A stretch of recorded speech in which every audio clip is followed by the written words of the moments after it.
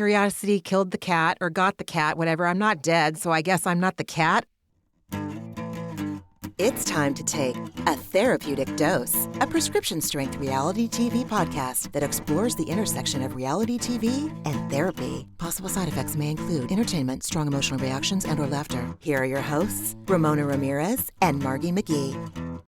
Hello, everybody, and welcome to A Therapeutic Dose, where we meet at the intersection of reality TV and therapy. I am Margee McGee, and with me, as always, is my dear friend and co-host. My dear friend and cranky AF co-host, Ramona Ramirez. Margee, it is great to see you. If anything's going to lift me out of my crank, it's going to be you and discussing this episode. I mean, here we are, two old farts on our iPads, just like we're really giving it a go. This is 3 weeks in a row that I've been on an iPad, and I feel like maybe I'm finally joining the technology generation. I'm not, because the anxiety I have still around this piece of equipment is so stupid that it's just whatever. Love it. I'm a paper girly living in an iPad world, so I'm giving it a go. God forbid, though, I lose my fucking place and I'm scrolling. I have 10 pages of notes from this episode. This episode was wild. So we're talking about the Real Housewives of Orange County again this week, and this episode was like fits and starts for me. There were like pieces of it where I was like, snooze, God, oh my God, who cares? And then it was like immediately followed by the most like dense, emotional, hysterical, historical kind of content that we've had yet, possibly. Truly, I think I texted you the first time I watched it that 10 minutes in, and I was like, holy shit, this is like this could have been a whole episode in itself. But why don't we talk about it? Let's get into it. Season 18, Episode 8 of The Real Housewives of Orange County, Once a Traitor, Always a Traitor. How convenient. NBC Universal owns Peacock, owns Bravo, all the IPs covered. Who cares? Oh, you know, God. I mean, Tamra, though, she's in that, if she's a pig and the traitors realm is a sty, 2 peas in a pod, 2 T's in a, I sty. hate that I just 2 can't. T's in a sty. Teddi. Yeah, oddly for me, the traitor stuff was like the absolute least interesting, borderline, like, please, if I were involved in production on this show, I'd be like, cut all of it. Teddi is the opposite of, they talk about like she has it, where you just got to look at her. She is the opposite of it. She's the anti-it. She has none of it. She walked out and I was like, they tried even with like, a commercial break and like cutting back with like lightning over her. And I was like, she's just boring. My friend Drew Droege always says there's a difference between an artist and a technician. And it's like Teddi is a technician. She hits her mark. She says the words, but I'm bored. And then as time goes on, I'm resentful. And I was just like, get her out of here. I loved, and I am petty. This is not a secret to you or anybody. I am petty. I find humor in like when they rolled the tape to BravoCon 2023 and Vicky's like, what do you mean you asked me where it was January 6th? I was all, I was like, okay, high five, Teddi, high five.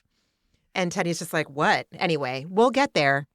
We'll get there. She has good material, but I'm convinced someone writes it for her, or maybe not.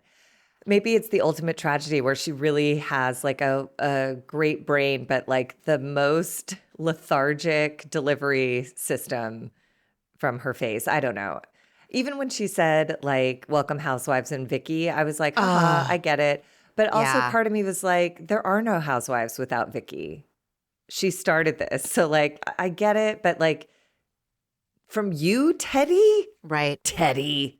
While I was getting ready to come do this with you right now, earlier today, I had seen in the Bravo Real Housewives subreddit a little clip from Vicky Gunvalson and Christian Snow Gray's podcast called My Sister, My Soulmate, My Podcast. I know. That was my eyes rolling for anyone who couldn't hear them moving through my whole skull. I heard Christian on Ryan Bailey's podcast last week, and I was like, I'm not going to fucking listen to a podcast with Victoria Gunvalson on it. Like, she's everything I cannot tolerate in our country right now. Like, she's politically, she and I are not a match. Lots of reasons we are not a match. But I saw a little snippet today, a little snippet of their podcast on Reddit, and she just gave like a little nugget of the behind the scenes of the Traitors episode. And so I was like, curiosity killed the cat or got the cat, whatever. I'm not dead, so I guess I'm not the cat. I was just curious. I don't know, but I turned it on and it was interesting. And I found myself like, oh God, who would I pick if I had to pick between Tamra or Vicky? I don't know. I don't know what I'm going to do. She infuriated me about 50,000 times, but also I don't know if she dropped like enough tea to like make it worth listening to, but I don't know. If you have nothing to listen to this week and want a little behind the scenes, it's called My Sister, My Soulmate, My Podcast or something. My Friend, My Soulmate, My Podcast, something like that. Anyway, it was intriguing. Yeah, she was just saying that like Tamra called Shannon a see you next Tuesday and they cut it out. But also it wasn't Tamra that invited Vicky. It was production that invited Vicky. Oh. They wanted Shannon to have an ally. But yeah, it wasn't like Tamra wasn't the one that was like, oh, I wanted Vicky to. Tamra sounds like as much of a piece of shit as Tamra is in like that what we see. It sounds like she's just as terrible, if not more so, like when they're not on camera.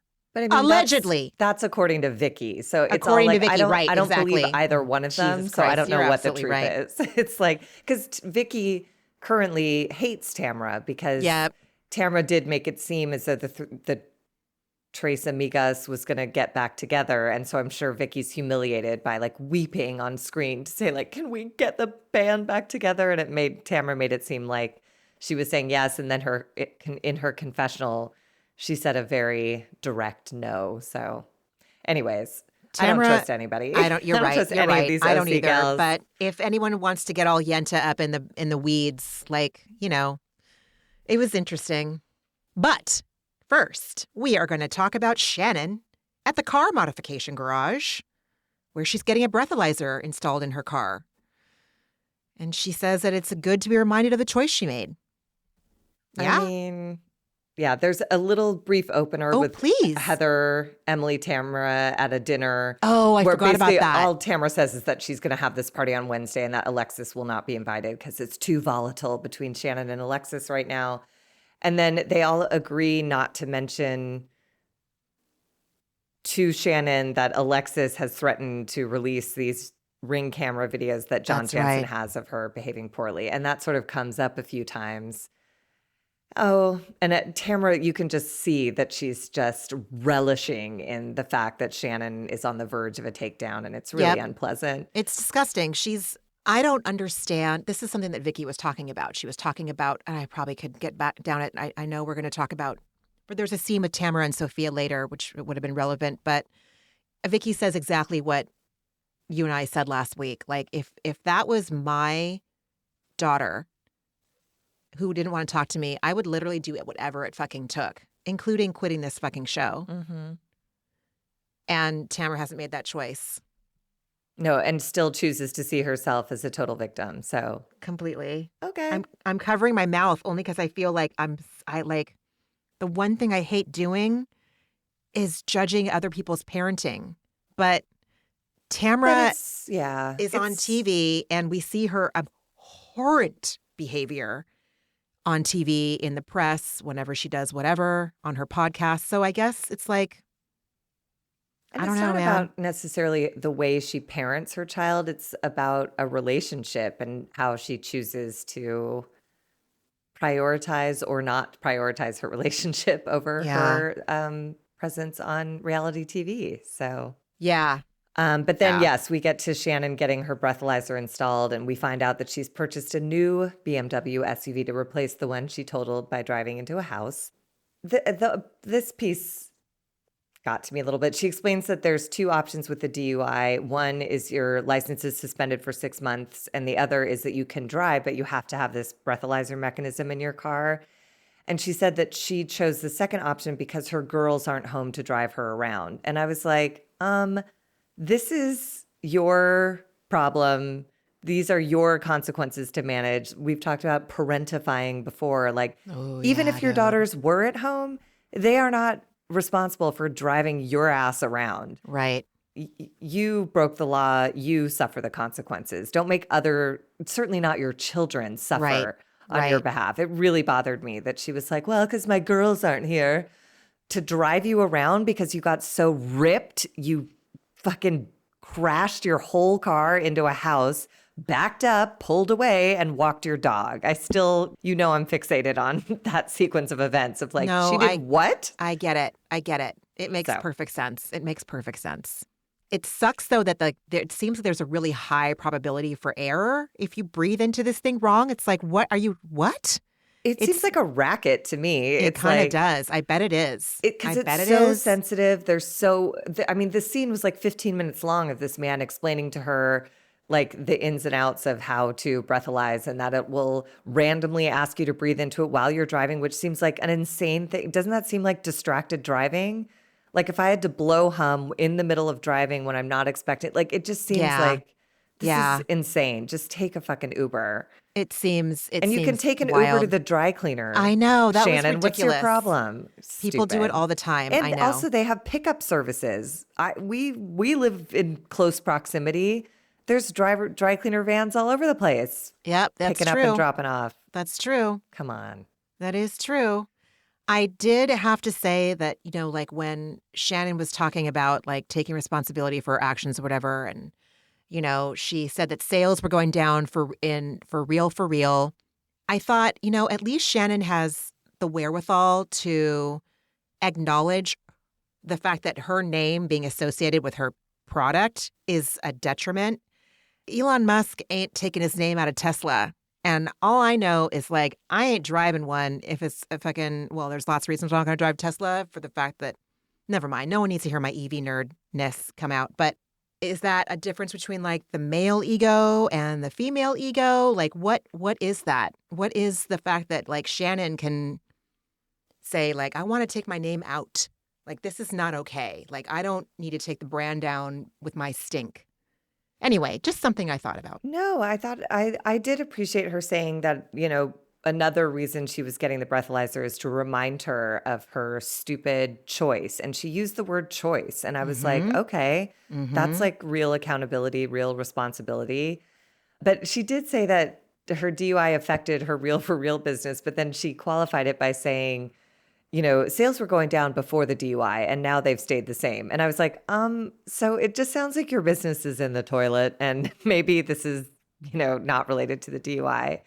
But like you, I thought I do have hope for Shannon because she's on a path here, because saying something like there's a direct correlation, there's like direct hypocrisy with me claiming that I live a healthy lifestyle and trying to sell things from that brand place. When I drink in excess to the point of causing damage, fortunately only to structures and no soft bodies, but still. God damn, dude. She was so lucky. She is so lucky. When and I you put still it like don't think that, she gets that. I don't either. Because she's still bitching about like John Jansen and all this stuff. And it's like, you don't know how. I have a friend who suffered a tremendous loss in his personal life, and he always says, like, I would trade your problems for my problems any day. And I don't think Shannon has any sense of the problems that she avoided in this incident. So she still has, but whatever. She had, a weak tequila soda at that event. So maybe the weak tequila soda really. Oh, God. Just don't drink. Dude. Just don't. Anyways. I mean, in Bravo News, like when you said John Jansen, John and Alexis got engaged between last week's podcast and this week's podcast. And I'll be honest, they look really happy. And it's another one. I don't know what's true and what's not, but I do know that Shannon and John never looked happy together. as my mom says, in a relationship, you should bring out the best in each other. And I don't think Shannon and John did that.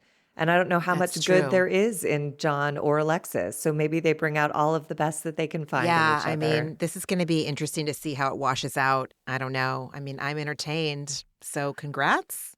Yeah, it's just feels high risk. Like It does. she's in peak grief after losing her mother. He's fresh out of a long-term hyper dramatic relationship and breakup. Fresh.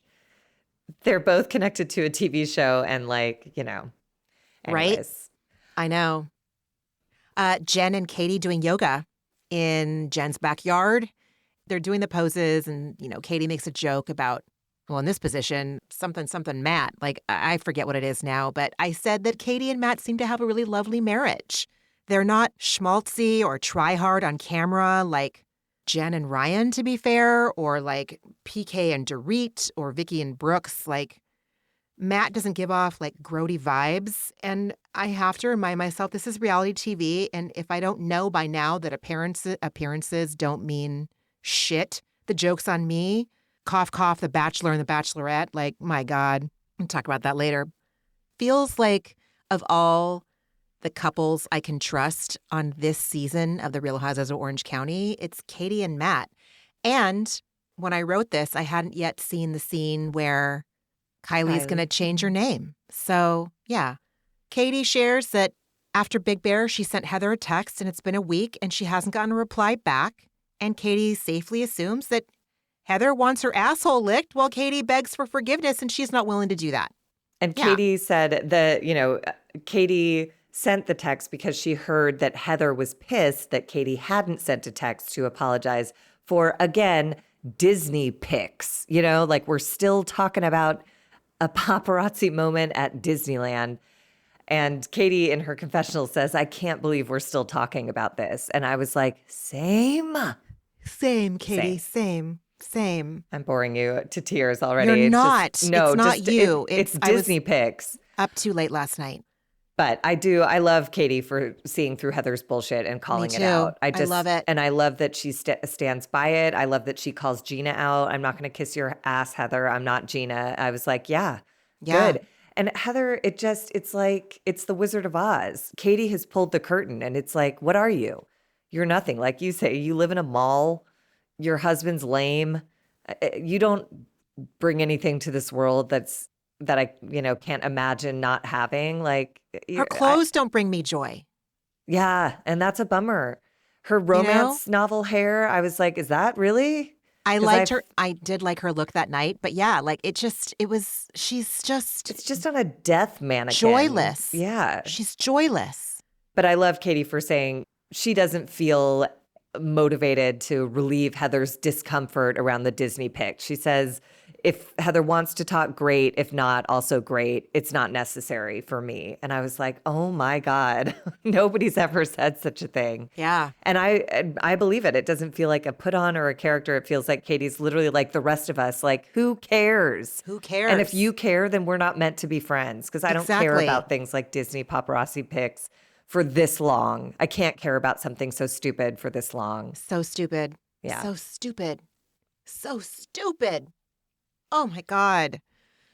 Jen asks Katie how it's going with her ex-husband. And this exchange really, to me, was a snapshot of who both Jen and Katie are. Because Katie asks how Dawson specifically is doing. They hear the rumble of his Mustang and she's like, how is Dawson? Because she knows. She goes, is he okay? Yeah. And I was like, wow, that's the direct question to ask, man. I'm going to assume / project that Katie singled Dawson out because he's 17. He's the oldest. He's a teenager. Teenagers can rebel. They've gone through this huge transition.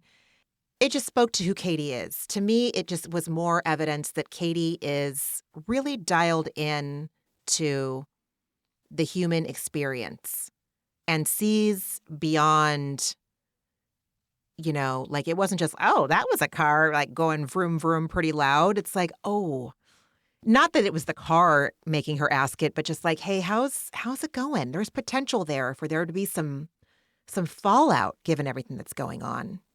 what's going on? And I And just I loved this appreciated conversation between the two of them. Me Yeah. too. And I appreciated Jen for being upfront and saying, like, look, this is challenging. They're adjusting to a divorce, they're adjusting to a new living situation with a new man. Mm-hmm. Before Ryan was just Jen's, and now they're all under his roof. And like, Yeah. I'm so grateful that I didn't have to experience that. It was weird enough when my mom had a boyfriend. Yeah. I can't imagine if we'd had to move into his walls. I would have been revving my Your Mustang engines engine as everywhere. well. Yeah. Ay. But then she mentions that she does not speak with her ex. And then she gives us this like really tragic history. She was married at 21 and at the time already had a 14-month-old baby. And her dad insisted that she get married, even though she was having major reservations the week of, certainly the day of. They stayed together, had more babies, had more problems. Katie's parents encouraged her to stay married because good Catholic girls do not get divorced. And even as the marriage was obviously failing and Katie was leaving over and over again, her parents still asked her to stay in it, which, I mean, she just had no support in making a healthy choice for her own life.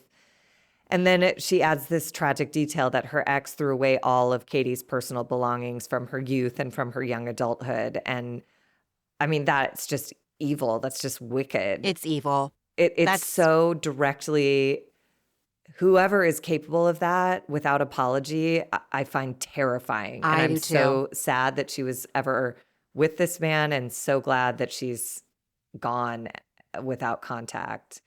That is a diabolical, irreversible, like you just said, like it's just the most evil thing you can fucking do. It's one thing if you throw someone's clothes out the window like they do in the movies, like, fuck you, get out of my life, It's like, okay, well, go to Nordstrom and replace that shit. Might not be the same. Listen, don't throw my shit out because a lot of my shit you can't replace. I'd be real pissed.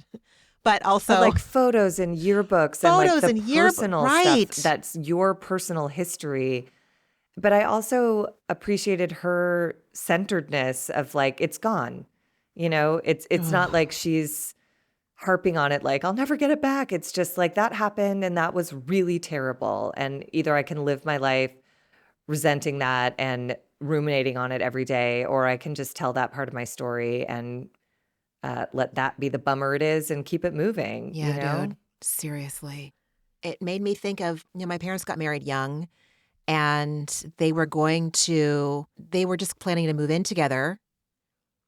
And my mom's dad, my grandpa, was like, well, if you're going to move in together, you might as well just get married. And my mom, who always listened to my grandpa, was like, oh, I guess we should.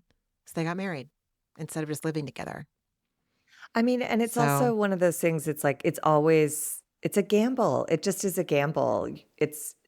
You put your ball on the roulette wheel and it's 60-40 how it lands. Like, in my family, there's my mom and dad got divorced. My aunt and uncle met their first day freshman year of college and have been together ever since until he passed last year. Oh, yeah. So, but that's a lifetime. Yeah. From age 19 to, 79. Yep. Jesus Christ. Like that. And who knew? How can you possibly know when you're that age? They didn't know. They were just like, let's go for it. And they had 5 kids and they ran a farm and a coffee house, like they had a bank, like they did everything, highs and lows. And for whatever reason, they, that match was meant to go the distance and some others are not, It was wild. Yeah. But Katie does talk about how the divorce affected all of her kids, and her youngest has remained in Atlanta with his father, choosing to live with his father. Mm-hmm. And then I felt a little sad when she just, I know I just praised her for not ruminating on losing personal items, but then when she was so like, well, that's just what happens in these custody things with divorces. And I was like, oh. But I think she just didn't want to why pull a Tamra and break down about a child that doesn't want anything to do with you right now. Right. Or like, she's not going to add fuel to the fire. She's going to be like, this is how it is. I cannot fathom the pain and the other agony that Katie must go through and has gone through. I just can't imagine. I can't imagine. And it's on all sides. It's like her husband sucks, but her parents Yeah. How dare they encourage her to stay in something that is abusive? I am Oh my so God. grateful for the most part, at least again, and I recognize I live in the bubble of a bubble of a bubble. Here on the West Coast, I live in a very progressive area of the country, of the world. And I was like, thank God times have changed. But I'm sure there's some families out there where times haven't changed. And they're I hope. talking their kids out of getting divorced when they should be. I mean, and it's also just like my mom is wonderful and like the most supportive person on the planet, but comes from an era where like working women weren't common. And I was in a business partnership that needed to come to a close for like, it just needed to come to A long time. Yes. Well, there were just issues that were not resolving and they were getting progressively worse. And I had been talking about it for years because I didn't want the relationship to end. I wanted to stay in it. I tried every way I knew how to make it successful and I failed, or the relationship you did not fail. failed. Well, Yeah. we couldn't find our way forward. It was time for it to find an ending. And I remember telling my mom, and it was going to affect my business life.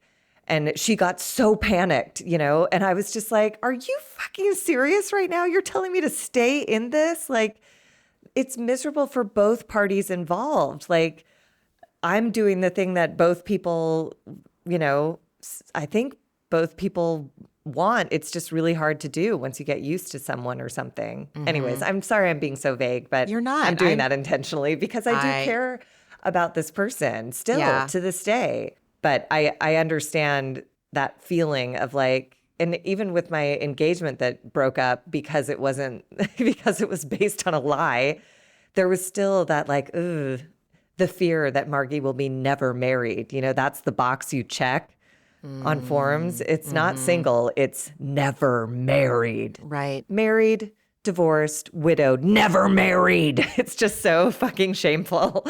Yeah, I think they wanted to spare me that shame, but like, whatever. I'll check the box. It's fine. Just whatever. Totally. I don't know what I'm talking about. Yes, you do. Marriage, divorce. Yeah. Jen shares that Kylie is in the process of legally changing her name to Janella. For Kylie, using the term dad is traumatizing, so she calls Matt Padre, which I think is fucking adorable. And the other day she was on the phone and she said, "Hi, Dad," when Matt came in the room, and he burst into tears. And the fact that Matt burst into tears speaks volumes about his character. Yeah. And I got choked the fuck up. Again, I understand I'm watching a TV show, but if the surface is the real, what a good person. And it's just like the hope in an unconventional family. Yes. Just That's letting a perfect go way to of put like it. the only way to be happy is if you get married once and it lasts forever. Yeah. False. So false. Yeah. Fuck The Bachelor and The Bachelorette for just continuing that stupid ass bullshit I toxic mean, belief. But this season, it's really getting, I it's know. having to be re-examined because of, anyways. This season needs to be thrown into the fucking compost bin and tossed around with some other organics and come out as something else. The men on this season are utter fucking trash. And Jen said on the last episode, "I haven't been in a healthy relationship before." Well, then why are you ready to get married? She's not. We all know that no one goes on that No one fakakta show to get is, married yeah. anymore. I get it. I understand. But like, it's just the blind leading the blind. And I don't like it. The show is so pretty stupid. flagrant that she's like, "I've never been in a healthy relationship. I'm not in therapy. Let's get engaged." I don't It's know like, how to whoa. do this. And it's like, well, listen, the guy you're saying that you love you to, I love you, idiot, like he's not fucking worth the dog shit in between the treads of my shoes. Okay? Ramona. Devin is a piece of shit.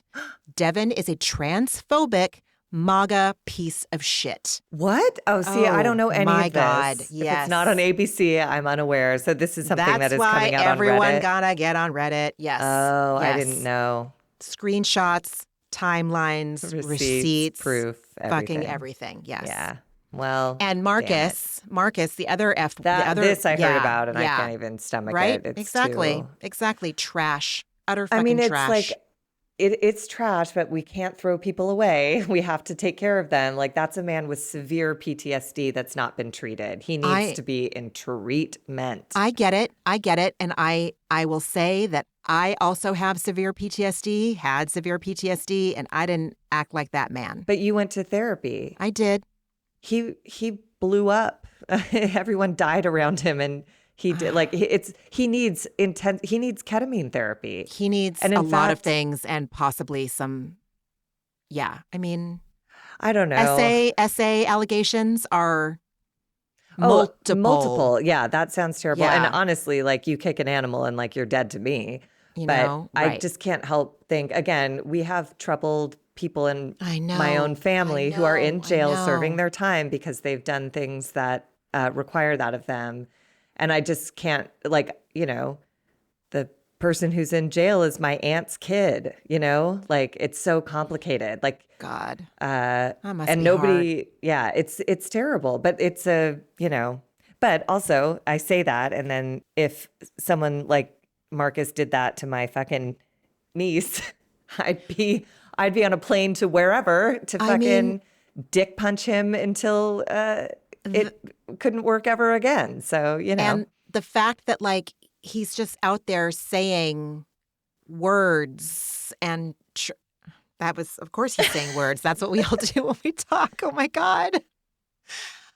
Never mind. I can't get my thoughts straight about it, and I'm not going to waste anybody's time. But no, and my thoughts clearly aren't straight about it either, because I'm he's- like, we have to be compassionate. Also, I'll kill him. It's like, Yeah, well, Margie, maybe you shouldn't comment on this just yet. Yeah.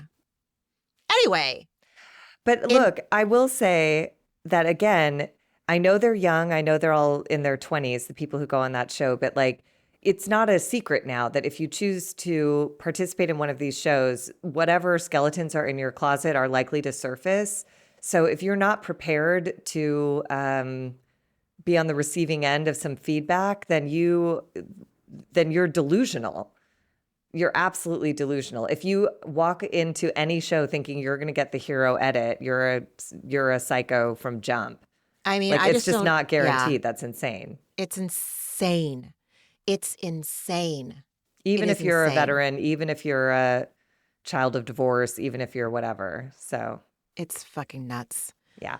Anyway, let's get a spray tan with Emily and Shane. Well, sorry. Just one thing jumped out at me is that Jen, in her confessional after this scene with Katie, she says that they're similar in that they blended their families and Katie came out ahead. And that gives Jen hope. Jen says that gives her hope. And I want to say, but fundamentally, sweet, dear Jen, Matt and Ryan are not cut from the same cloth. They're not cut from the same section of the fucking fabric store. And I suspect, and I project, that she is grasping at that straw of like, okay, Katie did it, and look at how successful that is. It's another thing that she can use to quiet down that voice that she has inside telling her, run, this man is not good. I feel compassion for her, but I have to acknowledge, like, she could work more on listening to that voice, and I'm scared for where this is going. Yeah. I wish her peace. They say water seeks its own level. I think that Jen is a naive lamb and that he is a fucking wolf in wolf's clothing. And there are women that I don't give a flying fuck if they date someone like Ryan. But Jen, I feel scared for. She's in crisis. She has no options. Thank you for that reminder. You're always reminding me of that, and I appreciate it. Not for Ryan, she'd be homeless on the street with 5 kids. You're right. So You're right. You find a way to make it work. I mean, look at that backyard that they're in, Like that's Ryan's house. So that's better than sleeping in your car and showering at Planet Fitness, Paid for if ill-gotten gains. Ill-gotten gains, True. Just like Jen Shaw, just like fucking, why are names escaping right now? I know why. Because I didn't take my ADHD medicine. Yeah, the Giudices. I'm sorry, Giudice. I don't know what they're... No one's going to ever get me to say Giudice. I'm sorry. I don't know what it is. I don't know. They've changed it multiple times. God, so sad. Anyway. So yes, Emily and Shane are spray tanning at home, aka the scene where Emily figures out and vocalizes what you and I have been suspecting all along this entire season. Mean banter first, mean banter, spray tan jokes, and then Emily asks Shane if he's gone to the doctor, and she says that she doesn't think that he takes his health seriously enough, and that there's only so much she can do before she feels like a nag and comes off aggressive as mean. And I can relate to both sides of this. I can relate to sounding like Emily, coming off like Emily, being a browbeater, and to be honest, at times, that has been a successful way, albeit an unideal way, for me to light that motivational fuse under whose butt I'm browbeating. I don't like that, but I can also relate to where I feel like Shane is coming from, that I want to avoid things because if I deal with my health, it means I have to face the fact that something might be wrong that I have to deal with, you know? And it's scary. It's daunting. I don't know if he's in denial or if he's just lazy. I kind of doubt he's lazy. I feel like he might be in denial about it. And it's also really hard to make doctor's appointments in this country because you have to wait for like a fucking month. Yeah. I also feel like again, I'm projecting, but I just feel like he, like me, is just not having this as a storyline. Emily has brought it up in every episode. And I think he's just like, dude, I had a chest pain and we don't need to make this. And also, I don't love it as a storyline because, you know, if this was a written show, the dramatic outcome would be the Widowmaker heart attack. And like, I don't want that for him.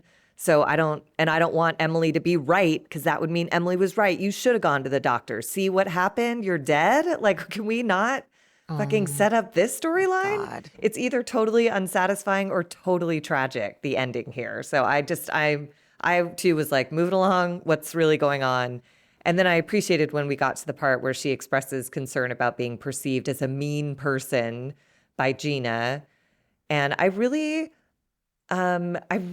saw Shane and Emily's like marriage in this scene. Like Shane sat still, he made eye contact, he listened, he didn't interrupt, he hugged her, he affirmed her. Like, did I love Shane in this scene? I did. I was like, this man is a good husband, a good partner, a good guy.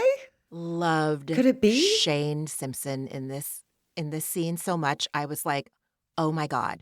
For this 6 minutes, I was like, okay. This whole scene was so affirming and gave me hope. They do have a great marriage, it seems. And he does seem like, yeah, he's snarky AF. Like, we all have our thing. I leave the fucking cupboards open. Like, I'm sorry, I cannot open a fucking cupboard without closing it. Like, and then remember to close. We all have our faults, is what I'm saying. I don't even know why I said that. I'm sorry. It's really terrible when I don't take my ADHD medicine, but it's a holiday day, and if I don't take it within a certain window, I'm fucked. So no one called for that. My point is, I agree. Just going to shut up right there. No, I mean, I just, and Emily, what I also appreciated, because we've talked about this on the podcast before, about feeling like we have been assigned the role of designated patient in any relationship. And Shane did none of that. Nope. He just listened to Emily talk about, she talked about how she had to be mean because she had no one to raise her. Nobody taught her otherwise. Nobody advocated for her. Nobody cared for her. She had no lunch. She had no lunch money. Like, she had to raise her fucking self. And he didn't make her bad for that or less than for that. He just said, like, yeah, that is your mom and that's never going to change. So, let's talk about now. You need to apologize to Jen. And she was like, yeah, I need to apologize to Jen. I shouldn't have yelled at her. But Emily's so clear on why she did, because Jen has been coddled her whole life. And Emily never got any of that. But it's also a look at the whole grass is greener thing. Is it? Jen was coddled her whole life. And now she's in a severe, dire situation with 5 children, to the point where she has to marry Ryan because her options are over, and Shane encourages Emily to break the cycle. And Emily seems to sincerely ask him, do you think I'm a good mom? which broke my heart because like she's never seen an example of a good mom. She didn't have one. So she doesn't know if she's doing good mom stuff.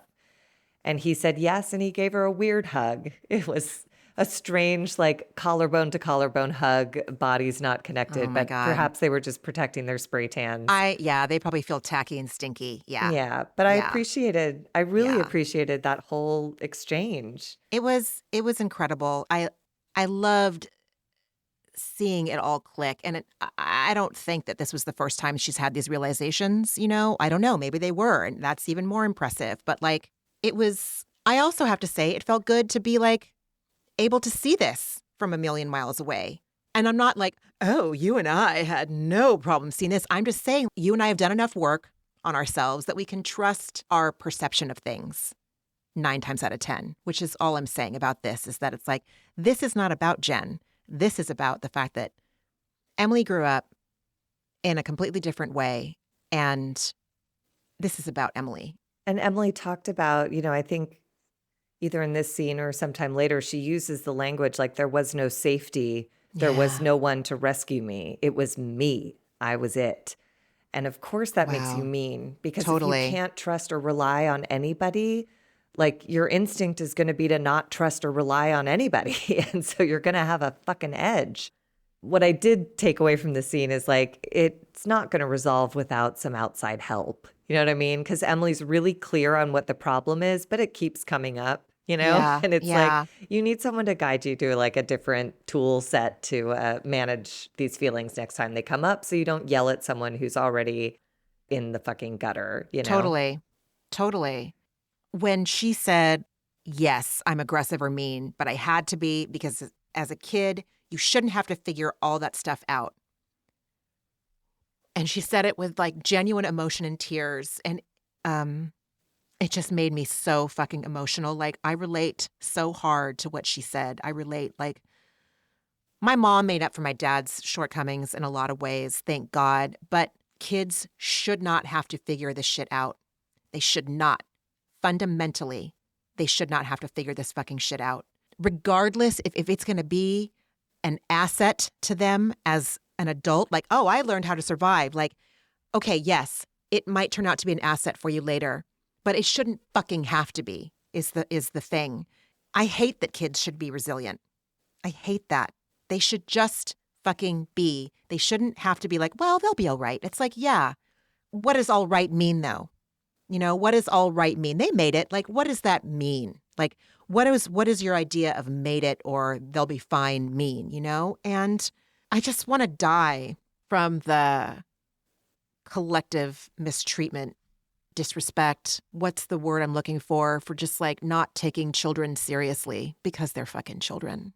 When in fact, they should be the ones that we take the most seriously and the ones that we should be treating with the most care. Because that is what we are supposed to do.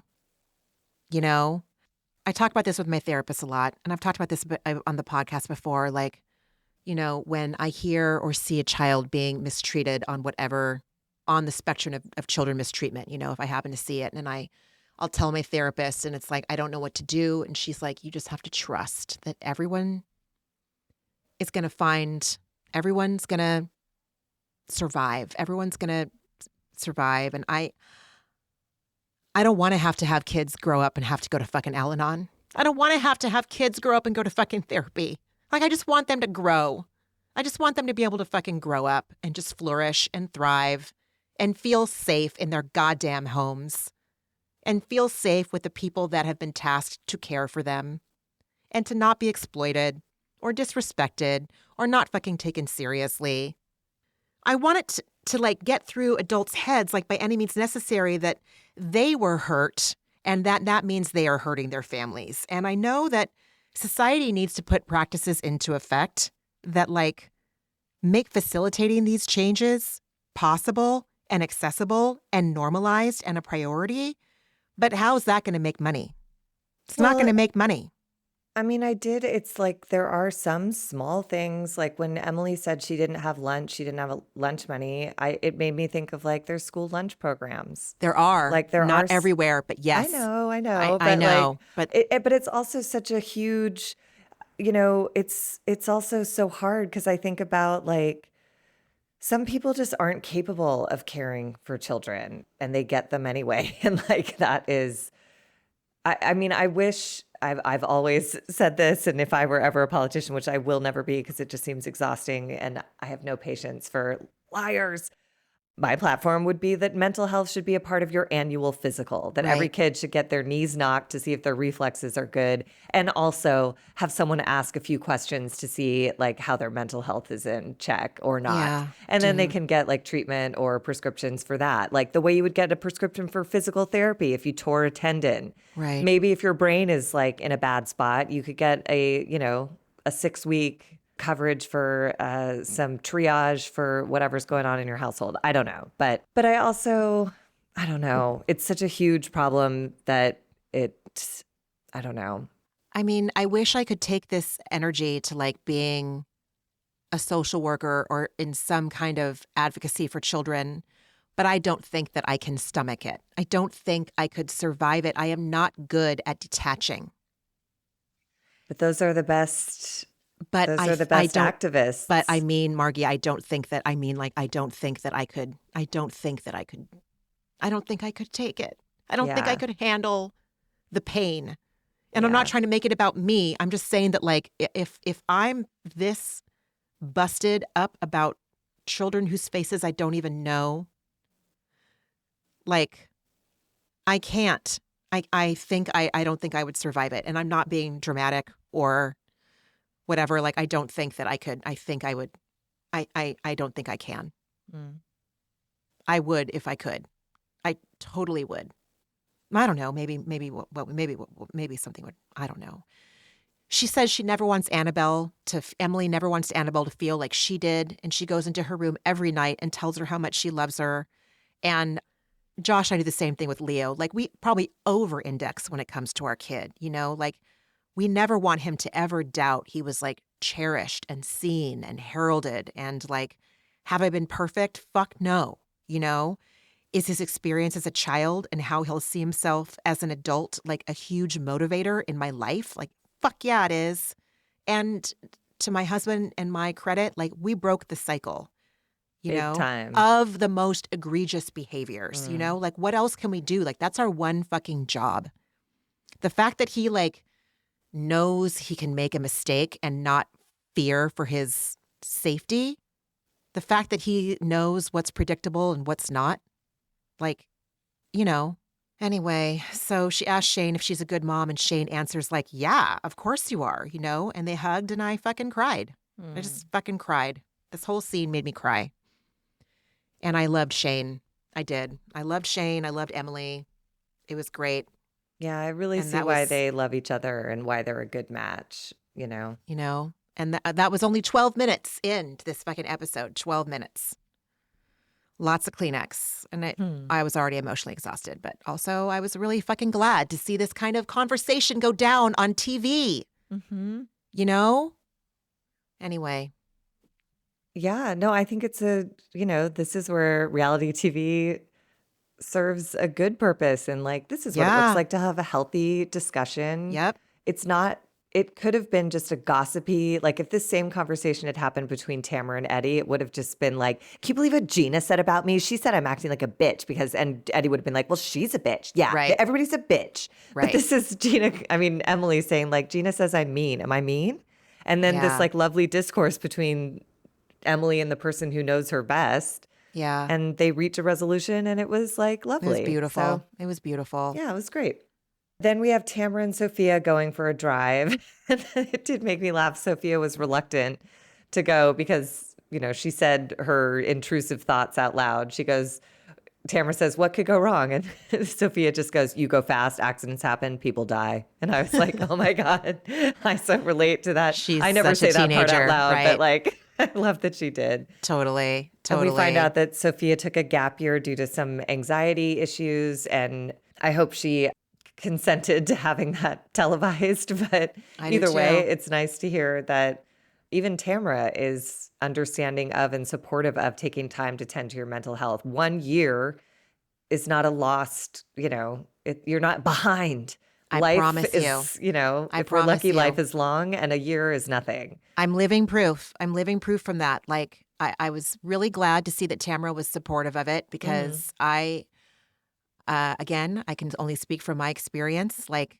I took a gap year as well. The shit hit the fan fucking hard in my family my junior year of high school. And I think that was like the fever pitch. And it, wasn't great my senior year either, but I'm pretty sure that like the straws that broke the camel's back were like my junior year of high school. So here I am. I'm trying to take AP fucking American history.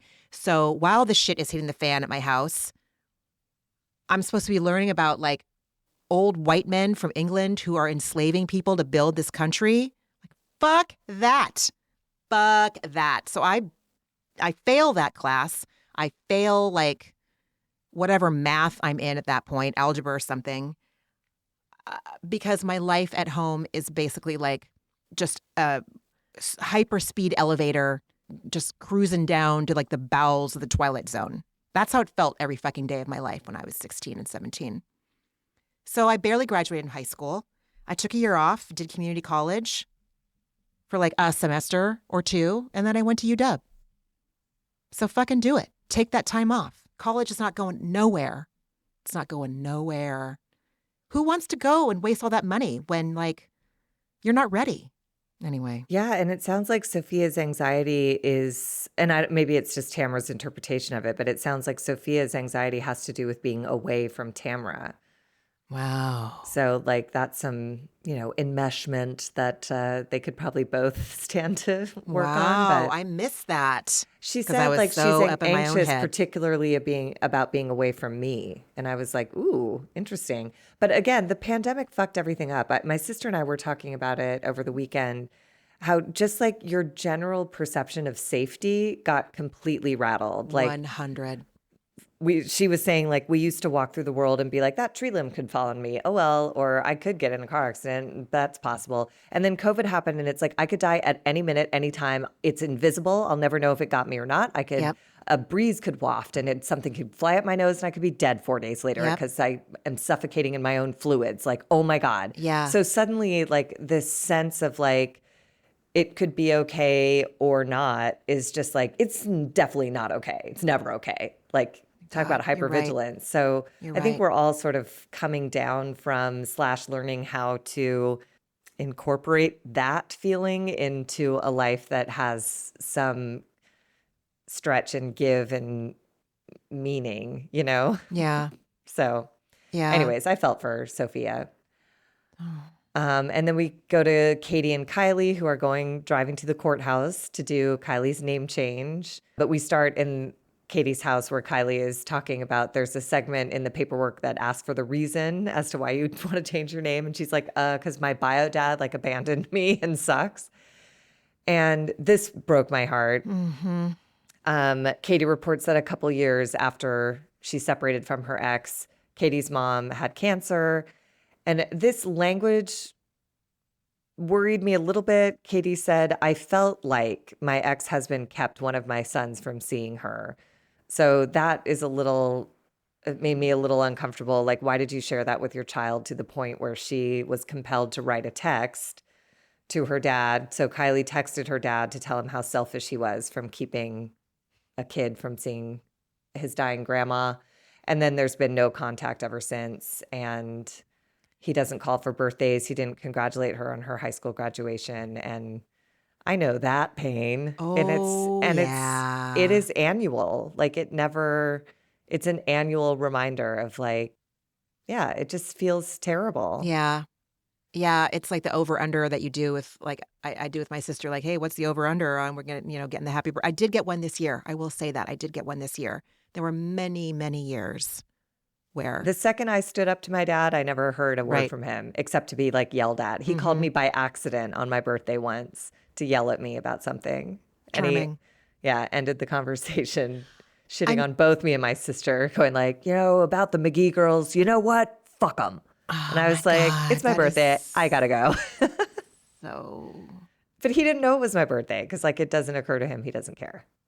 Anyways, he's softened. He now has dementia and he's like slightly gentler. But The fact that it has to take that, for I Christ's know, sake. right? I know. But it's also, this is what I mean by like some people just aren't equipped to be parents. My dad had no tools. I think he resented having children. I think daughters in particular was like, what the fuck is this? They take all my money and need educations and want to go to dance class. Like, ugh. Yeah, people should care for their children, but like, I don't know how many people get to have that story. So I feel like that's where and we it have to just makes me support wanna each other. just But that's where vaporize. but isn't it how we bond with each other? Like so many of my close friends are people who share that story, right? Yeah, I just don't like the fact that, like, I don't want to have kids grow up and have to bond over this, because that No, I means it know. happened. I know. That's where my heels dig in. I don't like having to serenity prayer through shit like that. I don't want to accept the things I cannot change. Yeah. I don't want to. That it still feels like it still feels like it just isn't, it gives like an okay. Like, so what if I accept that not everyone should be a parent? Like, how does that change what the result of that is? Not being a good parent, and then a kid grows up feeling scared and unsafe in their house, or not loved, not confident. My sister and I sometimes look at each other and we say, what would it have been like if we were just told, you know what, kiddo? You're so smart. You're so funny. Mm-hmm. You're beautiful.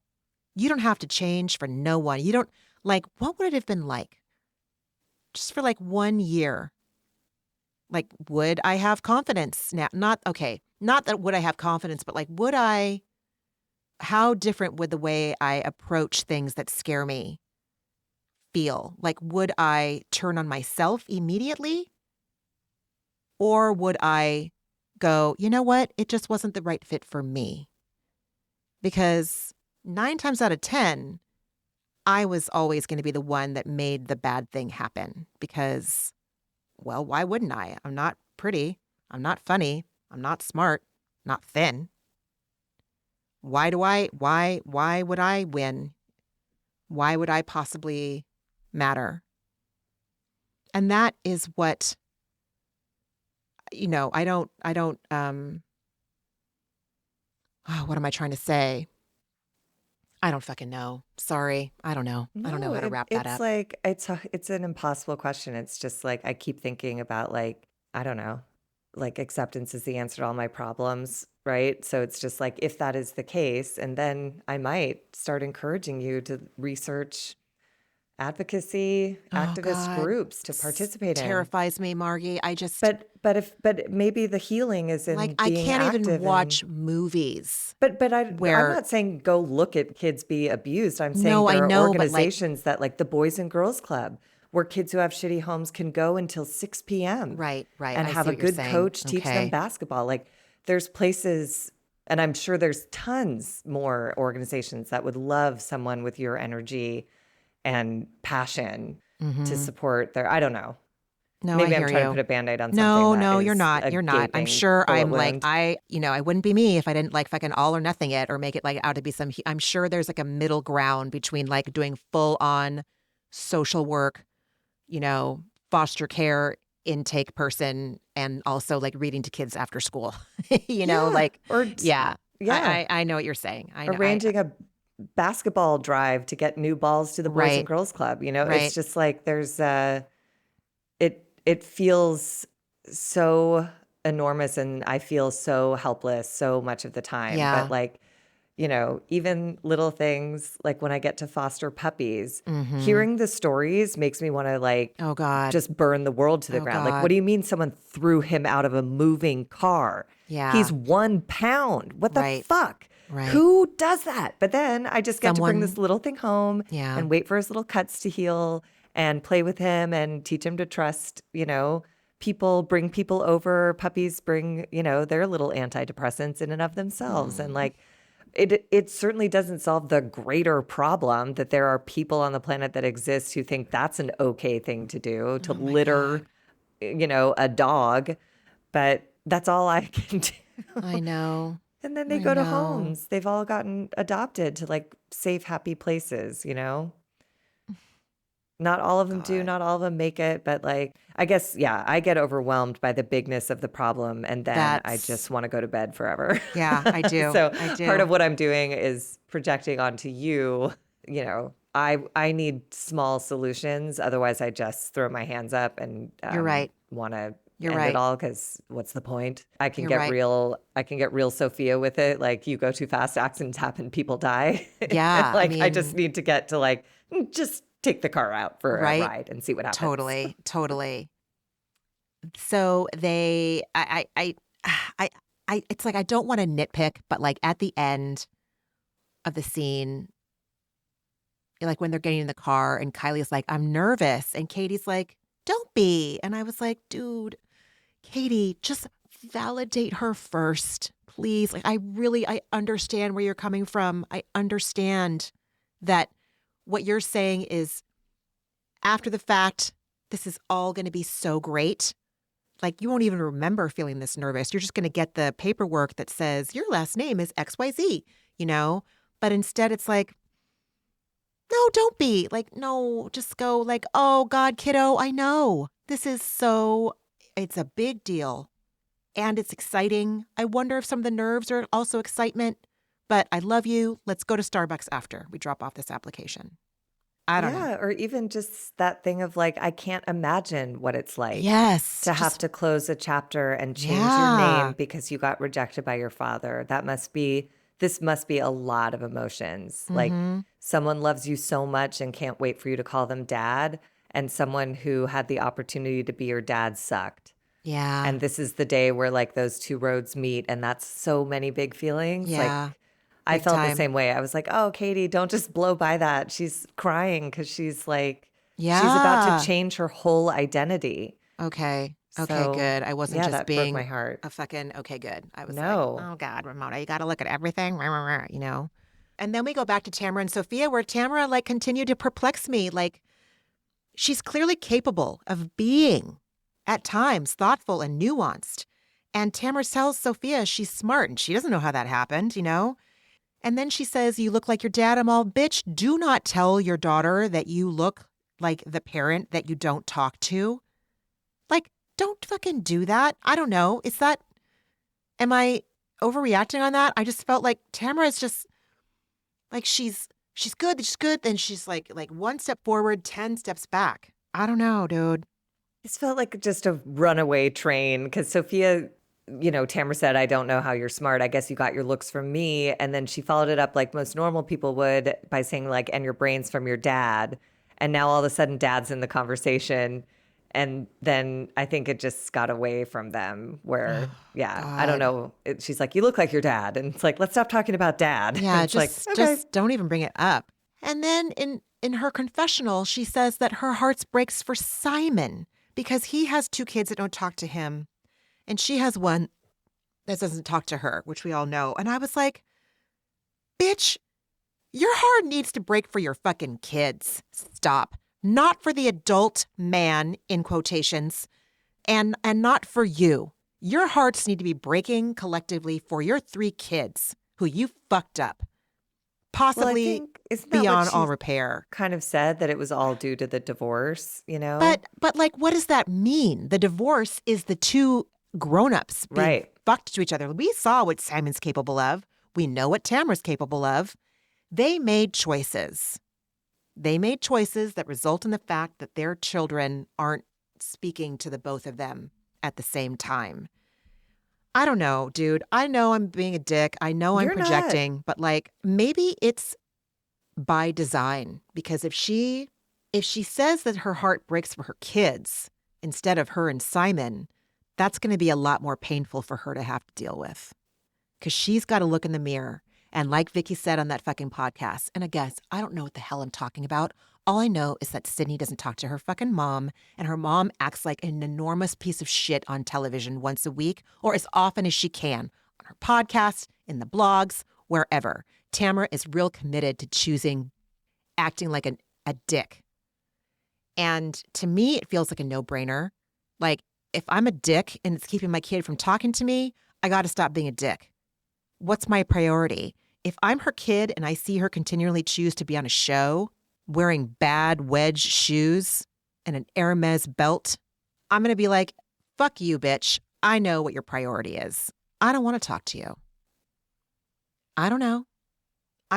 I'm really not, I'm not neutral in the situation. No, and I did think it was gross. Like, you just really see a difference between how Tamra and Katie, who are both dealing with the same situation, where Katie has a child who doesn't live anywhere near her. Oh my God. And Tamra has one that doesn't speak to her. And Tamra's confessional is her like weeping and all about her. Yeah. And Katie clearly has some respect for the kid and showing some restraint and being like, this will be his story to tell when he's ready to, or once he's 18, I can talk about this because he'll be an adult. But until then, I'm just going to keep it neutral and keep it moving.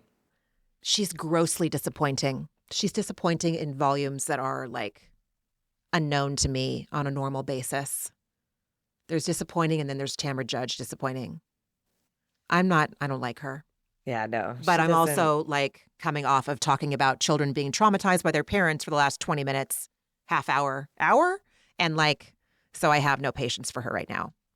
She can't do anything right in my mind at this moment. She's certainly not making any effort to do anything. No, that's right. She's right not. Or above There's no board. humility. This woman has no humility, and she's bullshit. Anyway. I did love the next scene with Katie and Kylie in the car, and Katie suggests that Kylie and Sophia, Tamra's daughter, meet. Mm-hmm. And she says things like they're the same age and they sort of have similarly disappointing biological fathers.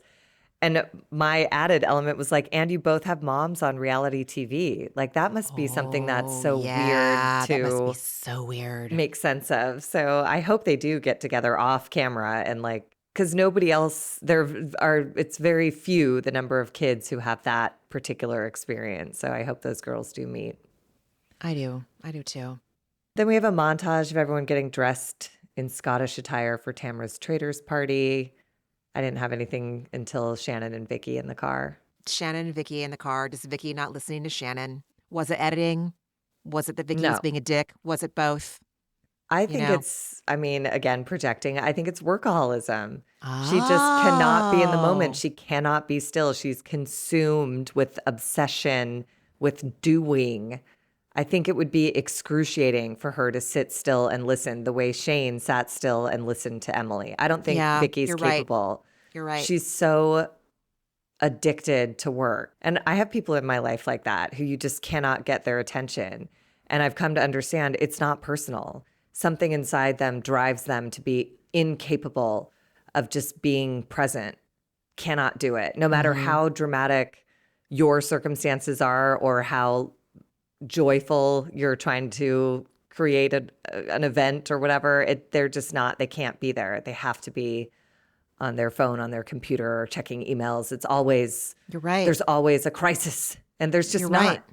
Right. I've learned in therapy, like, I choose my crises. Yeah. Oh. If I choose to open my email at 9 p.m., then I will see whatever email has come in at that hour that demands my attention. If I choose to go to bed and check it at 6 a.m., it'll still be there, and I can deal with it then. But like, I create my boundaries around crises. Anyone who has a real crisis will call a couple times if I don't answer the first time. That's absolutely right. You're absolutely right. Oh my God, you're absolutely right. All these assholes arrive in like 50 million different fucking V12 engine SUVs. Were they not hybrid at least? Oh, fuck no. Oh, God. You know they make an EV Hummer now, Orange County. Go ahead. I know that y'all can keep your problematic politics, but drive a goddamn car that's going to be like better for the environment, okay? It's not your uncle's Hummer. It can be your Hummer that you plug in at night while you're sleeping. And then you can go to your fucking little venue in San Juan Capistrano. All 12 of you can pull up in a different fucking EV, and it's all going to be fine. But by all means, swingers montage that shit up with all those big-ass cars. Swingers. Sorry. Swingers came out in like what, like 1993? 1996. Was it 96? I think so. Huh. It's an iconic scene, though, when the cars are like driving and it's a real shame. Anyway. All the SUVs arrive at the trader's mansion, and then Teddi enters. I've already discussed how she does not have it. And right.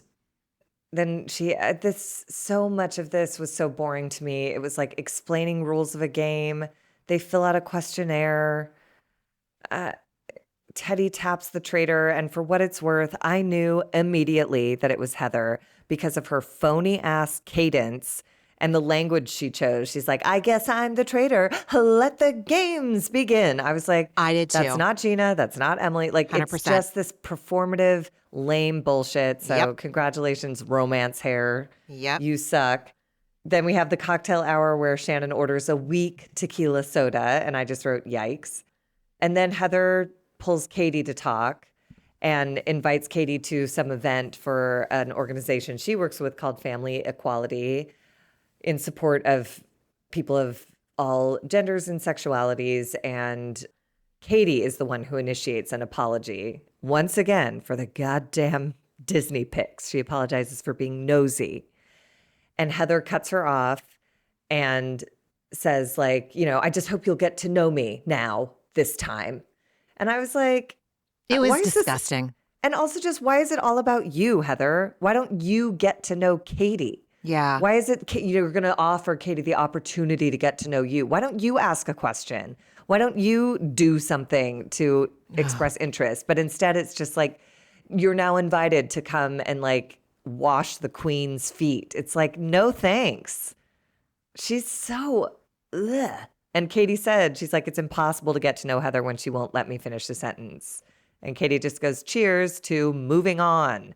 Because like there's nothing to do with this. It's so dumb. You're right. I think that now that you just put that out, the fact that she's not interested in getting to know anyone else. She's interested in people knowing her. In the way she wants to be known. In the way she wants to be known. Yeah, you're right. Her curated version of Heather Dubrow. You, Dubrow.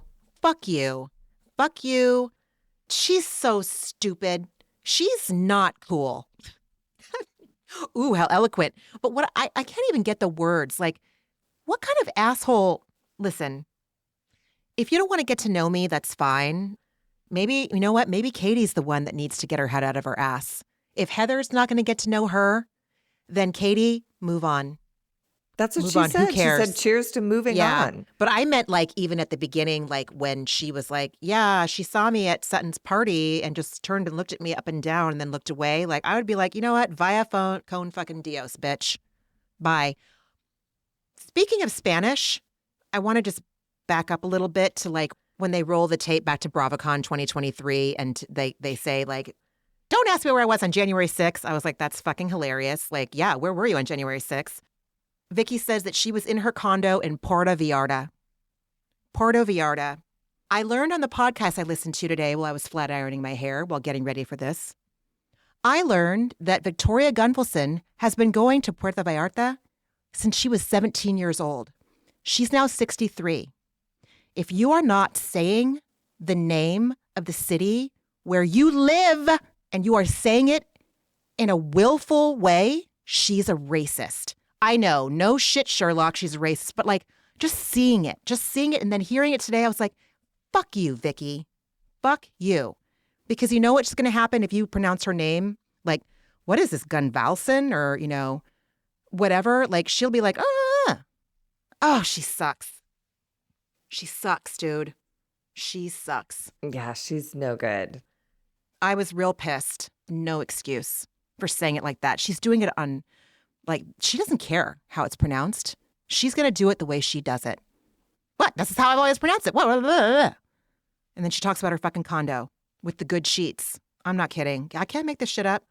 And then also, like, I hate Heather. And I'm having a very hard time coming to terms with my middle age. I'm really, like, it's fucking me up. I was talking with my mom about it this morning. I'm like, I should have started preparing for this when I was, like, in my early 40s. Like, okay, this is coming. It's going to happen, and it's going to happen seemingly overnight, and all of a sudden your life's going to change, and it's going to be in ways that you did not anticipate. And maybe like preparing myself wouldn't have prepared myself, but like Heather is like, why is the font on this survey so small? I'm all, bitch, get reading glasses. I know it's not fucking fun. No one wants to. Listen, the alternative is that maybe your eyes don't work. And I'm grateful that I have sight. I'm grateful. And I think it's shitty that I now have to pack so many pairs of fucking glasses in my purse. Because if I wear my contacts, I need a reading glass to be able to read. And it sucks. And it sucks. I acknowledge that it sucks, Heather Dubrow. I see you. My middle age sees your middle age. I hate it. I see you hate it. But I still think you suck. But it gave me the pang, like, fuck, that's right. Because you could put those reading glasses on, you're like, I ain't young no more. I ain't young no more. I need reading glasses. That was a tough day when I realized that I wasn't just tired. Yeah. I was like, ooh, my eyes are tired. And then I put on reading glasses and I was like, oh no, these work? Yeah. Before they used to make me dizzy. And now I'm like, these are great. Yeah.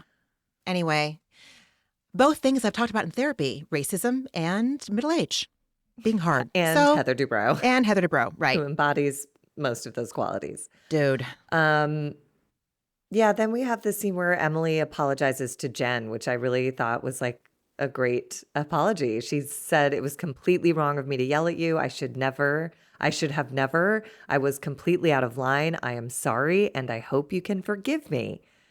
And I appreciated Jen for engaging in a conversation instead of just saying like, that's okay, it's cool. She said, we keep finding ourselves in this position like I'm beneath you because you have more money. It feels like you value a bank account above everything else. And Emily cut her off and said, like, I came from nothing, so that's not true. But, you know, I understand you're in the position you're in because you were taking care of your whole life. And that was not my experience. And that's not your problem. But that's why what happened. And Jen says she looks up to Emily. So it was a bummer to be yelled at like that by someone who she appreciates. And Emily says she feels like an asshole after hearing that. And I was like, well, good. That's appropriate. Nominate this scene for a fucking reality television Emmy. Honestly, I'm like tearing up a little bit. Like it would have been so like, I think we all would have bought it if she was like, oh my God, Emily, thank you so much. I'm so glad. Thank you. It really means a lot to me. And then period, done, move on. But instead she was like, you know, offering her curiosity to discuss it with Emily. Like, yeah, why is this happening? And then to say, I look up to you. I loved too that she was like, you know, it seems like you value money more than relationships. I'm sure that just wigged Emily out because we all know that she doesn't do that. I disagree. I think this season, all she's done is say like, you better sell those glasses. You know, you wish you won these glasses. I could give them to you so you can sell them for money. You don't have a pot to piss in. She better hang on to that car or she's going to, that's who she's been this whole season. But I think it was coming from that place of like, she was using that rage from her childhood to feel that power over Jen. But that's not okay. It's 100% not okay. She was being fully dysfunctional and toxic. Like she absolutely was not behaving in any way, shape, or form that was okay. Absolutely not. I lost my train of thought, but my point was that like I never thought that it was she did make it seem like it was about I see what you're saying. Yeah, it definitely seemed like I never thought it was about the money, but she was making it seem like it was. So I can absolutely see why Jen thought that, but then Emily was like, "Oh God, no." When Emily said that she feels bad, Emily ended with like, "Now I feel like an asshole." And according to my therapist, she would probably categorize that as healthy shame. Which is good because it might keep you from acting that way again in the future. If you do your work and you're conscious of your behavior, Emily was a dick. And for her to live for a little while with the feelings of what it's like to be a dick is okay. And so I think what we saw was healthy shame. And I was there for it. I was real happy about it. Therapy. Yeah. And then they hugged it out. And I believed that they actually were past this. I agree. Then we go to Tamra, Shannon, and Vicky, and Vicky brings up the Tres Amigas falling out because of Tamra's issues with Shannon's drinking and also liking a post from Alexis Bellino that said friendships forming or some such thing. Fuck? And then Tamra's like, oh, what? I don't know what hashtags are. I didn't read that. I didn't see that. It's like, oh my God, you're so embarrassing. Like the level of, anyways, Shannon is sort of weeping, saying she doesn't want anything to do with Alexis Bellino. And Tamra lies. Again, I just don't know how she does this, but she says Alexis is constantly saying how she doesn't want to hurt Shannon. I'm like, the last episode was titled The Gloves Are Off and all Alexis does is humiliate and embarrass and call out Shannon. What do you mean she doesn't want to hurt her? It's her whole personality this season. She's just taunting her and daring her and rubbing John Jansen in her face every chance she gets. It's so weird. I don't ever want to hear the word rubbing and John Jansen Sorry about in that. the same sentence again in my life. Fair. Gross. And then we're on to Katie, Gina, and Heather. Did you have anything about? I absolutely do not. It was just a bullshit tour. It was just a bullshit tour. That's the way to put it. Yeah. Then we are with Katie, Gina, and Heather, and they're talking about these videos that John Jansen and Alexis are threatening to release, and they all decide that no one will tell Shannon that these things exist or are under threat of coming out, which I just think is crazy. Oh my God, dude. And then Gina says, and I apologize, but I'm going to beat my same drum. Gina says Shannon is responsible for what she did on those videos, but she has kids. And I was just like, you can extend compassion even to people who don't have kids. Like, yes, there are maybe more people that are harmed, but like, can we just fucking, you just not. Not on Whatever. this podcast. I'm just Not like, on this podcast, Gina. It's also, you can extend compassion to Compassion people doesn't have to be qualified or by quantified. children. Like right. you don't have to only think about how this would affect someone if they have kids. Right. Like you could also consider any human being's Right. experience. And I would, venture to guess that this would harm Shannon with or without kids. So yeah, there's that. for sure.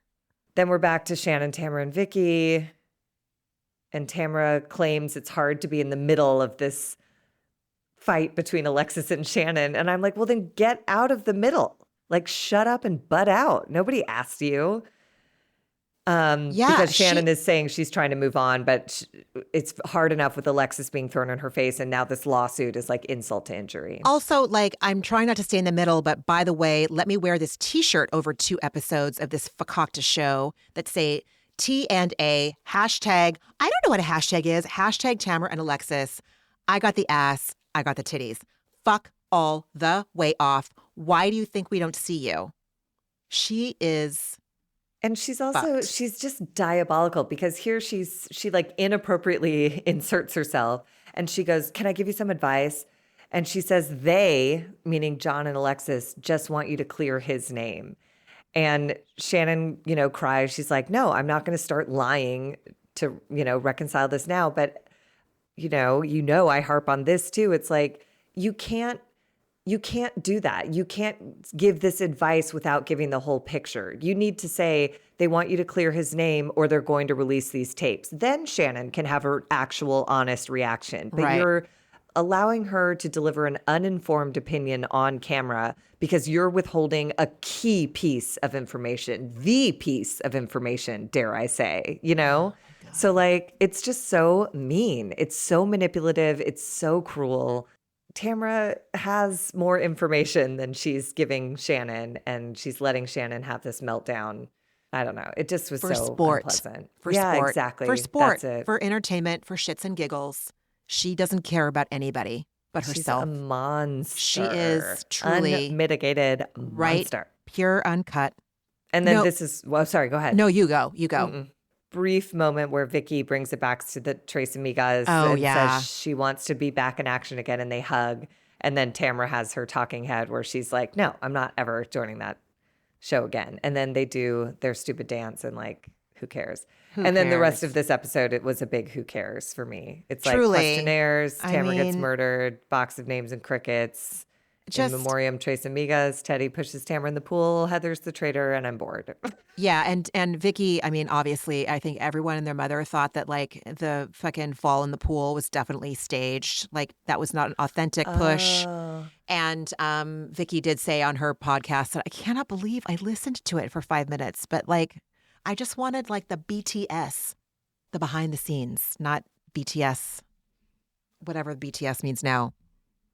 Hashtag I don't know her. Anyway, my point is apparently it was a fountain. It's like a fountain, not like a legit pool. It's like more like a fountain that she got pushed Oh. into. I don't know if anyone really bought that she got. I was like, oh, this is staged. When Tamra is when they're going through the survey and they're like, who's the biggest traitor? Right. Gotcha. And Tamra's like, everyone's like, Tamra. And she's like, what can I say? I'm a truth teller. It's like, no, you're not a fucking truth teller. But that's what she tells herself. She's one of those idiots that's like, well, I call it like it is. No, you're just a dick. You're not a call it like it is. No, you're not a truth teller. You are a manipulative, conniving little piece of shit. That is what you are. Wear it with pride, Judge. Do it. It's that hero victim mentality. God. It's like there can be no other role assigned. She's either a hero for telling the truth or a victim because people don't understand her. So, Oh, okay. God. Spare if you me. say so.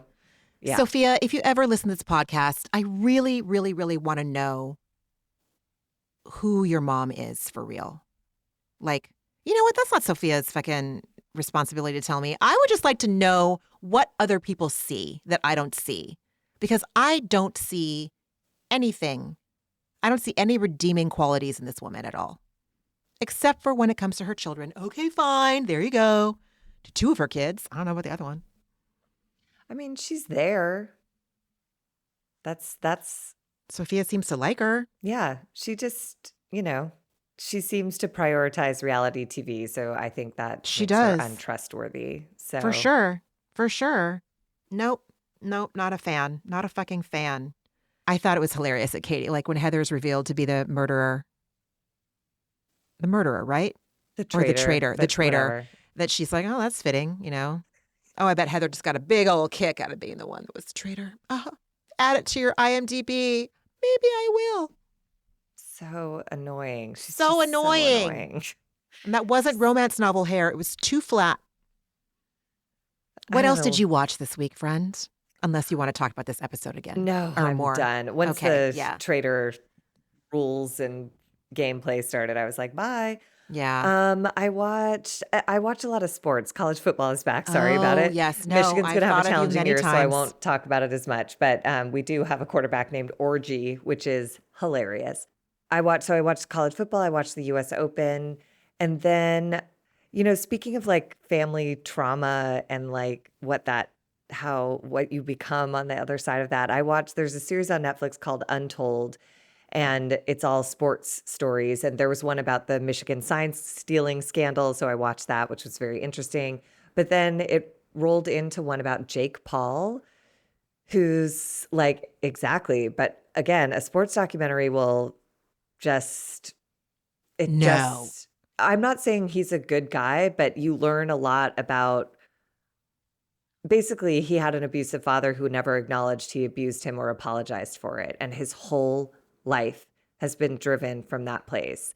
So again, therapy could have intervened at any time and given this kid some level of stability, but he and his brother have relied on each other, and like it's just interesting to see like the extremes people will go to heal their trauma, because either therapy is stigmatized or they don't know that they could benefit from it or what. So anyways, that series Untold is outstanding on Netflix. Okay. Really, really great. So I'm not saying I'm not a Jake Paul apologist at all. I'm just saying the story is really fascinating.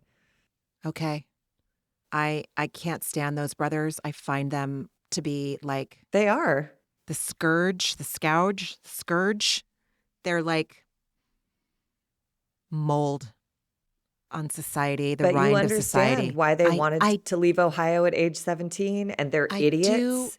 This town gave them a shit ton of money. All the fucking money in the world. And I'm sure somebody has said, go.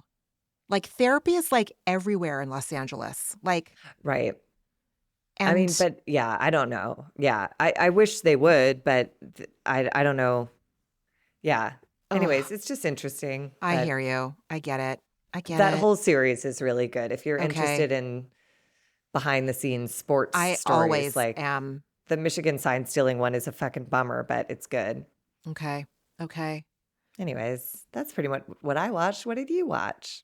We're quasi Emmy prepping right now. So, like, Oh, I watched all of season 1 of The Bear, I think a little bit after it came out, but I couldn't handle it. Like, I couldn't handle the fucking stress. So, like, I didn't on purpose. I did not watch season 2. And obviously, season 3 is the one that's nominated. So, started watching season 2 of The Bear.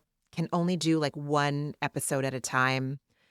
And I think, yeah, so far it hasn't made me like need a Xanax, so that's good. And then also The Only Murders in the Building. This was another show that I resisted for years because it just looked like this bullshit, whimsical, like, ha ha, we live in a beautiful building in New York and look at our cute clothes. And, this is just a little snapshot of whatever. I just had like a lot of preconceived notions. I didn't realize that it had poignancy and nuance and things that could be relatable. And I really think it's charming and adorable. And I like that the episodes are short. So mm. we'll see. But the main thing is fucking Summer House, man. I'm about to start the season finale of episode 5 or season 5, which is COVID summer. So they've been stuck in that house for 6 weeks. Carl has lost his brother in the most horrific of ways. He's been sober. We've seen him be happy and thrive. And now I've seen him, like, hey, who can drink a Guinness in 3 seconds? On your mark, get set, go. Just seeing his palpable pain is really so crushing. And wow, Luke sure did turn out to be a disappointment to me. And I'm sure to many others that found him real pretty and charming. And damn it, Hannah could use some therapy. I don't know where she's at now with her life. I know she has a Netflix special out.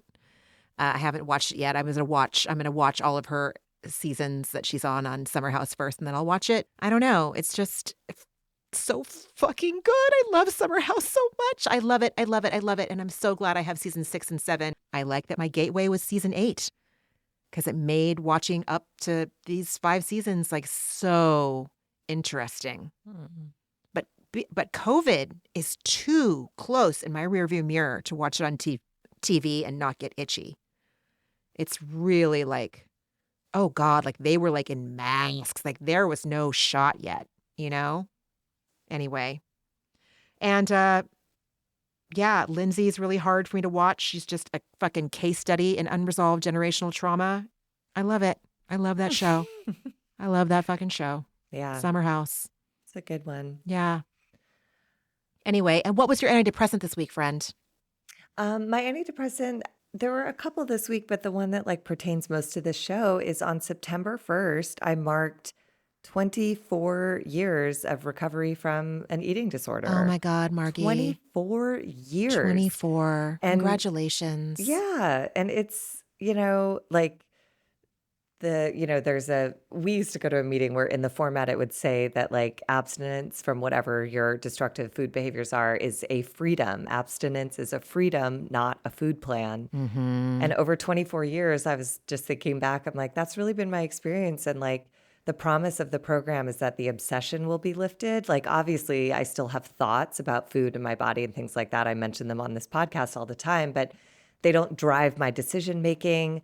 I have a life first, like those things are like in the deep background in the mix now, they're still in the mix, but they're like faint, if even audible anymore. And like, yeah, I'm super grateful for 24 years of not, of relief from that. And it took me, I've been in that 12-step room for 26 years. So it took me a really painful 2 years of like agonizing, knowing that what I was doing wasn't working and being absolutely unable to stop. But I just kept going to meetings and I don't know what the magic is when it happened or why the timing was what it was. But like, If it's helpful to anyone who's struggling in or outside of those rooms, it does seem to help just to like keep going back. So I'll keep going Wow. back. Congratulations. Hey, I didn't do anything. So I proud of literally you. just, they say the You only thing you could do perfectly is keep coming back. And you that's have all I worked did. you have worked your ass off.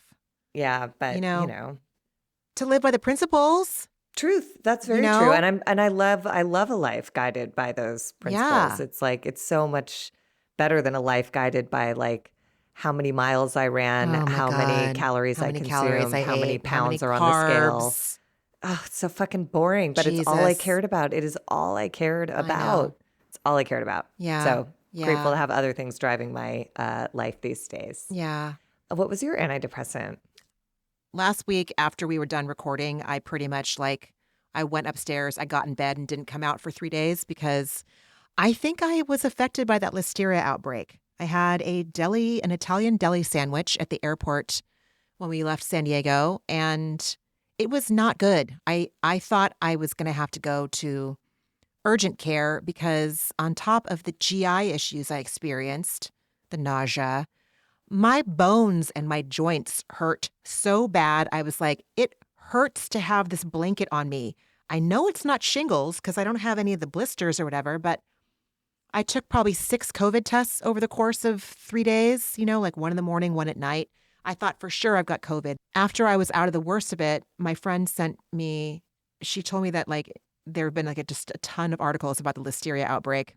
And it sounds like what you had, Ramona. And I was like, holy shit, I think I did. Yeah, I had 2 deli meat sandwiches. Although This one doesn't sound like an antidepressant at all. Oh, this but just my sounds like a point, diarrhea oh my fest. God, I'm sorry. Yes. But my point is I'm very grateful to have my health back. Oh. Because it passed. It passed. Oh, fuck. See, that's exactly what I did. I just fully fucking Alexis Bolino'd right now. No, you didn't. What are you talking about? Because you asked me what my antidepressant was, and instead of saying I drink coffee, I was right. well, the backstory is because if I had just been like, Margee, my antidepressant is that I have my health. Yeah, okay, sure. But it makes sense. The backstory paid off. It's not like it went nowhere. It wasn't a walk to nowhere. It was a walk that landed. That's everything. I'm grateful. Feel yes. Well is everything. I'm grateful for my health. I'm grateful that my mom flew into town today. She's going to be here for a week. Shit's still feeling really, it's a sad time. It's a sad, hard time. So my antidepressant is really just hunkering down with my little family, and my kid loves his new school, and I am no longer wearing out a path in the carpet between me and the bathroom, thanks to some boar's head that may not have been tainted. Tainted ass boar's head, man. Fucking airport food is just, it's always high risk. And this little shop is associated with a nicer restaurant in San Diego, which is why I was like, oh, they have a little outpost here. Sure, I'll get something to eat. It's life. I know. What are you going to do? If you're so careful, then you'll just wind up eating combos for the rest of your life for every travel meal. So. Or, yeah, no thanks. Yeah, talk about freedom. It's there was a time when I would not have been able to go to an airport and just trust they would have something there that I could eat. Lest it be ooh, gluten, fat, meat, dairy, what the fuck ever. It's not organic. I don't know, but just put some, I used to freak out if I couldn't work out on a travel day. Oh my God. It's Jesus Christ, just get somewhere and have a time there. But I know. I hear you. Oh, well, friend, it was really good to see you and to discuss this episode with you. And everybody, we hope that you enjoyed it. And you can always drop us a line at atherapeuticdose@gmail.com. Find us on Instagram at A Therapeutic Dose. Please rate, review, and subscribe. Pass it on. Yeah. Have a good week. Stay away from some boar's head. Deli meat sandwiches. Just make sure you ask, where's this deli meat from? Drink your water. Be nice to yourself. Yeah, take good care of yourselves. Take good care of yourselves. We'll talk next week. And we'll talk next week. All right. Bye, everyone. Bye, everybody. Bye. Ramona and Margee are, obviously, not doctors and do not provide medical advice. Their content is intended to be used for entertainment purposes only. It is not intended to be, should not be interpreted as, or used as a substitute for medical advice or a diagnosis of any health or fitness problem, condition, or disease, nor a recommendation for a specific test, doctor, care provider, procedure, treatment plan, product, or course of action. My mom isn't a doctor.